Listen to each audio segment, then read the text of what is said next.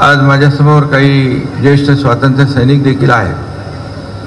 त्यांनी निजामाचे अत्याचार आपल्या डोळ्यांनी पाहिले आणि अनुभवले. निजामाच्या अत्याचारी राजवटीविरुद्ध मराठवाडा धगधगत होता.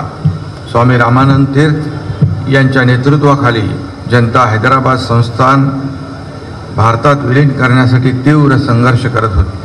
स्वातंत्र्यपूर्व काळात मराठवाड्यात सामाजिक आणि सांस्कृतिक चळवळीच्या माध्यमातून लोकजागृती मूळ धरत होती. त्यामुळेच हैदराबाद संस्थानातल्या घराघरातून स्वातंत्र्याची भावना अंगार म्हणून पेटली. निजामाच्या जुलमी राजवटीविरुद्ध जनतेने संघर्ष अधिक तीव्र केला. स्वामी रामानंद तीर्थ, गोविंदभाई श्रॉफ, दिगंबरराव बिंदू, रविनारायण रेड्डी, देवीसिंग चव्हाण, भाऊसाहेब वैशंपायन, शंकरसिंग नाईक, विजयेंद्र काबरा, बाळासाहेब परांजपे यांनी लढ्याचं नेतृत्व केलं.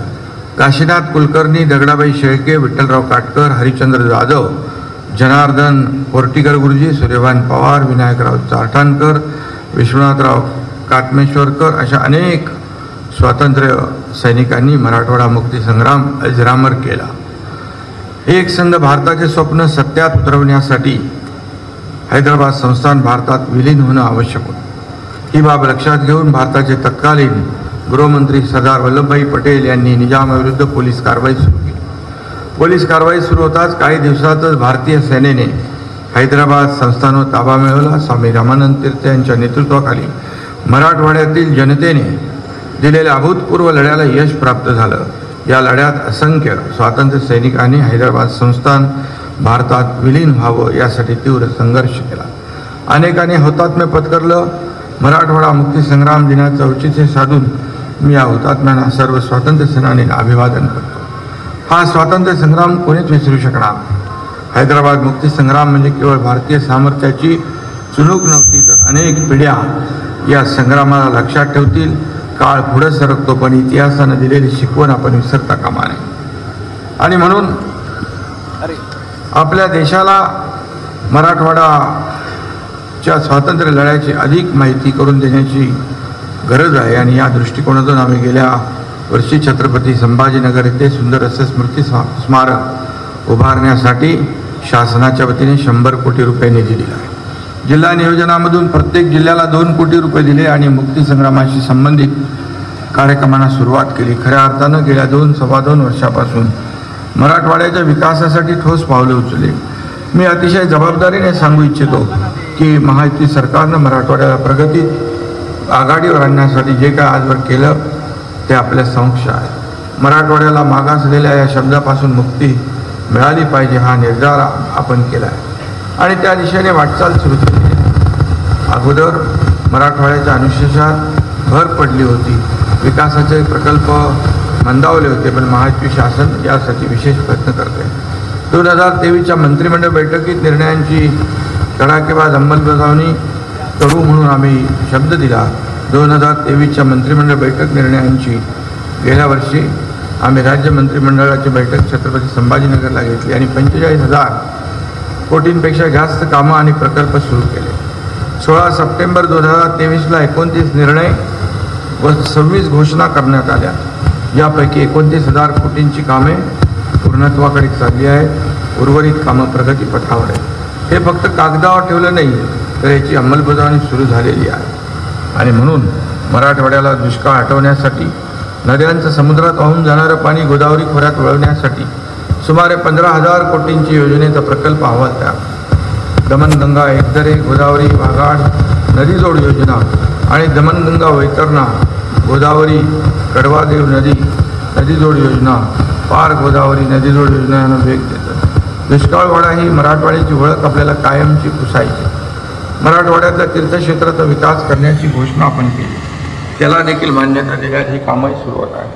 बीड जिल्ह्यातील पांचाळेश्वर, कोळीचा देवी, जालना जिल्ह्यातील जाळीचा देव अशा राज्यातील वेगवेगळ्या देवस्थानांच्या विकासासाठी आम्ही परवा 275 कोटी रुपयांचा निधी दिला. रस्त्यांची कामं वेगाने पूर्ण होत आहेत. यात नाबार्डच्या मदतीने रस्त्याची 44 कामं पूर्ण करतो आहोत. हायब्रिड एन्युटीतून योजनेतून 1030 किलोमीटर लांबीचे रस्ते सुधारत आहेत. मराठवाड्यातल्या 75 ग्रामपंचायतींच्या कार्यालयासाठी बांधकामं होत आहेत. भारत नेटशी त्यांची जोडणी होते. मराठवाड्याच्या शहरामध्ये वेगवेगळ्या सोयीसुविधांची कामं जोरात सुरू आहेत. आवश्यक त्या सगळ्या मान्यता दिलेल्या आहेत. त्या छत्रपती संभाजीनगरसाठी शहरासाठी सर्वात महत्त्वाचा 2740 कोटींच्या पाणीपुरवठा योजनेचं कामसुद्धा सुरू आहे. छत्रपती संभाजीनगर शहरातील 18 कामांचं उद्घाटन भूमिपूजन या ठिकाणी होणार आहे. मराठवाड्यात 4 लाख विहिरींचा कार्यक्रम वेगाने सुरू आहे. आणि म्हणून ग्रामीण महिलांच्या सक्षमीकरणासाठी देखील 1076 कोटींची वाढीव तरतूद केली आहे. मराठवाड्यातील 12 लाखापेक्षा जास्त महिलांना लाभ होतो. मराठवाड्यात दुग्ध विकासाला गती देतो.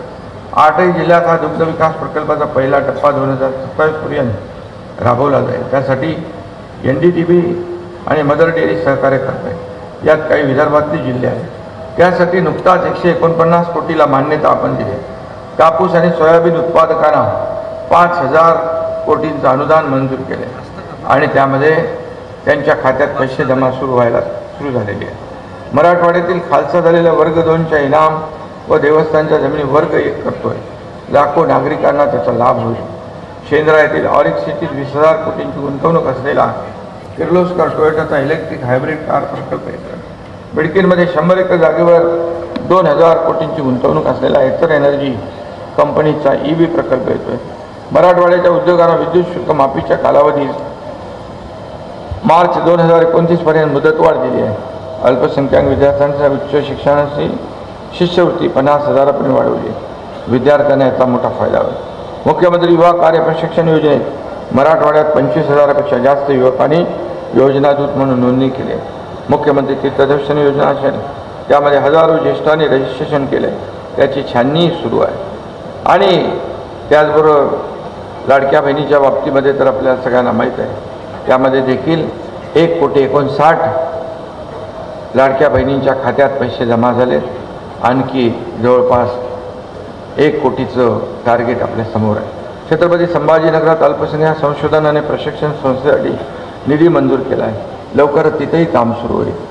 आणि मगाशी म्हटलं, मुख्यमंत्री माझी लाडकी बहीण योजनेला अभूतपूर्व प्रतिसाद मिळतोय आणि म्हणून जवळपास 5,000 कोटी वाटप आपण केले. मराठवाड्यातल्या 5,000 कोटी रुपये मराठवाड्यातल्या भगिनींना सुद्धा याचा मोठा लाभ मिळाला. मुख्यमंत्री अन्नपूर्णा योजना आर्थिक दुर्बल कुटुंबाला वर्षातून 3 वेळा गॅस सिलेंडर मोफत देण्याचा निर्णय आपण घेतला. त्याचा फायदाही मराठवाड्यातल्या गरीब महिलांना होणार आहे. मुलींना व्यावसायिक शिक्षण मोफत करण्याचा घेतलेल्या निर्णयाचा मोठा फायदा मराठवाड्याच्या मुलींना होतो आहे. जालना मुंबई वंदे भारत एक्सप्रेसमुळे हा भाग आर्थिक राजधानीशी जोडला गेला आहे. जालना ते जळगाव या 174 किलोमीटरच्या नव्या रेल्वे मार्गाची घोषणा झाली आहे. त्यामुळे जालना सिल्लोड यांची कनेक्टिव्हिटी मोठ्या प्रमाणावर वाढेल. मराठवाडा, उत्तर महाराष्ट्र, मध्य प्रदेश, गुजरातच्या किनारी भागातील कनेक्टिव्हिटी वाढते. यावेळेस कमी पावसामुळे मराठवाड्यात दुष्काळ पडतो की काय अशी भीती होती. सुरुवात खूप कमजोर झाली, पण आता सर्वत्र पाऊस चांगला झाला आहे. सरासरीच्या 100%पेक्षा जास्त झाला आहे. त्यामुळे पिकांना फायदा होतो आहे. आणि म्हणून ग्रामीण महिलांच्या सक्षमीकरणासाठी या ठिकाणी एक आपण त्याही योजना आपण पुढे नेतो आहे. पिण्याचे आणि सिंचनासाठी पाण्याची चिंता मिटली आहे. मराठवाड्यातील शेतकऱ्यांना परत एकदा सांगू इच्छितो, सरकार आपल्यासारख्या अन्नदात्याच्या पाठीशी ठामपणे उभं राहतं. नैसर्गिक आपत्ती हो, पाऊस कमी हो किंवा अतिवृष्टी हो, पण आपण काळजी करू नका, आम्ही आपल्यासोबत आहोत. मराठवाडा हा कोकणासारखा पावसाचा प्रदेश नाही, पश्चिम महाराष्ट्रासारखाही सदनता नाही, पण मराठवाड्यातील लोकांनी कष्टानं या प्रदेशाला फुलवलं आहे. आपल्या घामाचं सिंचन या ठिकाणी केलं आहे. संतांचा संस्कार, मेहनती युवक, शिक्षणाला प्राधान्य देणारे नागरिक, संकटावर मात करणारे शेतकरी, वाढणारे उद्योग, हे सगळं या भूमीचं वैशिष्ट्य आहे. मराठवाड्यात सर्व क्षेत्रात कालबद्ध प्रगती हेच आमचं ध्येय आहे. मला खात्री आहे, येणाऱ्या काळात मराठवाडा हा देशाच्या जडणघडणीत मोठी भूमिका अदा करणारा प्रदेश ठरेल. 17 सप्टेंबर 1948 रोजी हैदराबादचे सैन्य प्रमुख जनरल अल इद्रिस यांनी शरणागती स्वीकारली आणि निजामाने पराभव मान्य केला. हैदराबाद संस्थान भारतात विलीन झालं आणि तिथं तिरंगा फडकला. हा तिरंगा फडकवण्यासाठी आपले आयुष्य अर्पण केलेल्या सर्व शूर वीर देशभक्तांना पुन्हा एकदा अभिवादन करतो आणि मराठवाड्याच्या संपूर्ण विकासाचं स्वप्न पूर्ण करण्याचं आश्वासन या ठिकाणी मी देऊ इच्छितो. मराठवाड्यातल्या खऱ्या अर्थाने मगाशी आपण सांगितलं की नदीजोड प्रकल्प जे आहेत ते आपण पुढे नेतो आणि म्हणून यामध्ये काही आपण निर्णय देखील घेतोय. छत्रपती संभाजीनगर गोदावरी काठावरच्या 200 देवस्थानं जोडणारा सर्वज्ञ अष्टशताब्दी मार्ग 234 कोटींची तरतूद आपण केली आहे. जालना येथे रेशीम पार्क प्रशिक्षण केंद्र स्थापन करतो. परभणी गंगाखेड येथे संत जनाबाई तीर्थक्षेत्र विकास आराखड्याला मंजुरी दिली. त्यासाठी 50 कोटीची तरतूद केली. नांदेड जिल्ह्यातील श्री क्षेत्र माहूरगड शक्तीपीठ या ठिकाणच्या सुधारित विकास आराखड्यात मान्यता दिली आहे. नव्याने करावयाच्या अत्यावश्यक कामांसाठी 829 कोटी 13 लाखांची मंजुरी दिली आहे. हिंगोली जिल्ह्यातील श्री क्षेत्र औंढा नागनाथ तीर्थक्षेत्र विकास आराखड्याच्या दुसऱ्या टप्प्यासाठी 45 कोटी 14 लाख. बीड जिल्ह्यातील परळी वैजनाथ येथील ITIमध्ये अल्पसंख्याक तुकड्यांसाठी नवीन कार्यशाळा बांधण्यासाठी 15 कोटी. धाराशिवमध्ये सोनारी भैरवनाथ देवस्थान परांडा येथील विकास आराखड्यासाठी 186 कोटींची मंजुरी. लातूर जिल्ह्यातील मावजे धनेगाव मौजे साकूर येथील मुलींची शासकीय निवासशाळा यासाठी 50 कोटी. असे एकूण 1434 कोटी रुपये याला देखील आपण मान्यता दिलेली आहे. आणि म्हणून शासन जे काही या ठिकाणी करता येईल ते करेल. कुठेही हात आखडता घेणार नाही. कारण या मराठवाडा मुक्तीसंग्राम दिनाच्या निमित्त आपण या ठिकाणी एकत्र आलेलो आहोत. मी पुन्हा एकदा आपल्या सगळ्यांना आजच्या या मराठवाडा मुक्ती संग्राम दिनाच्या शुभेच्छा देतो. धन्यवाद. जय हिंद, जय महाराष्ट्र. ABP माझा, उघडा डोळे बघा नीट.